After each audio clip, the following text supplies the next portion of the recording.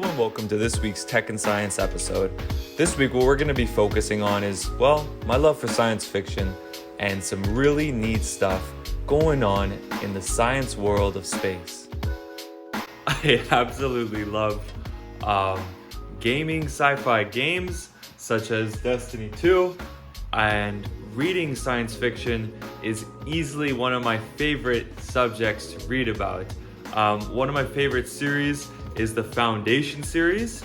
I was watching on Star Talk that is hosted by Neil deGrasse Tyson, Dr. Neil deGrasse Tyson, and it's a very entertaining show to watch, very informative as well.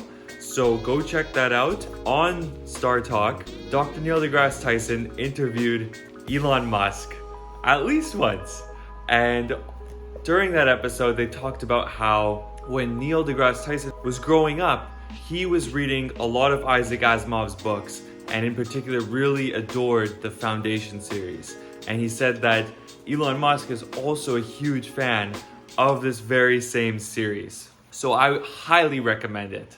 I really recommend checking it out. This is the second book in the series. It starts off with Foundation, then goes Foundation and Empire, second Foundation, then there's Foundation's Edge, and Foundation and Earth. That whole Foundation series added a prelude plus a forward, and it's in the very same universe as Isaac Asimov's Robot series and Galactic Empire series. Since the time of our ancient ancestors, we've been looking to the stars to guide us and to promote our philosophical exploration of our consciousness and the entire universe as we know it. I also find it to be a very fantastic way to explore different creative thoughts, whether it be about solar energy in space, solar energy on the planet, plus just the ability to give our brains the chance to think about stuff that we wouldn't necessarily put in our minds without this wonderful facet to explore. Now, there are all kinds of really exciting different organizations out there that are exploring what's possible for humanity in space.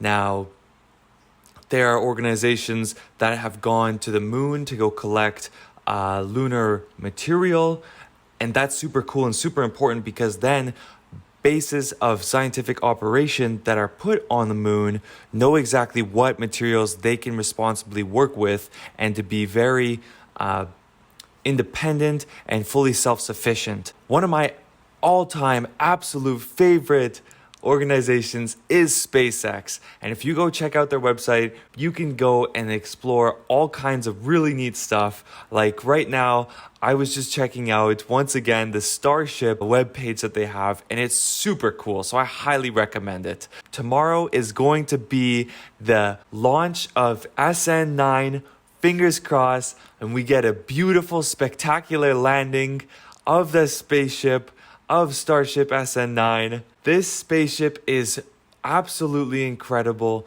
Making humanity a multiplanetary species is something that's highly key to SpaceX. And for this to be totally possible, what they're lining up is rapid reusable rocket ships, spaceships that can be used more than one time. This idea is built off of the premises that if every single bus or every single car, every single plane that you've ever been in was only a one-time use thing, it just wouldn't be a very responsible way of planning out the use of such machinery, of such an awesome piece of tech. So what they really decided is key is to be able to land and reuse the same rocket. Same as with a vehicle, you park, you get back in it, you go again. Or your bicycle, you lock it, you unlock it, you get back on it. So that's the premise that they want to go with their Starship lineup. Another really sweet, interesting idea that's come up is from the GateWay Foundation, and this project is originally called the Von Braun Space Station. Why is this so particularly awesome is that the Von Braun Space Station is seriously gearing up to be one of humanity's very first artificial gravity stations, space stations. That's amazing.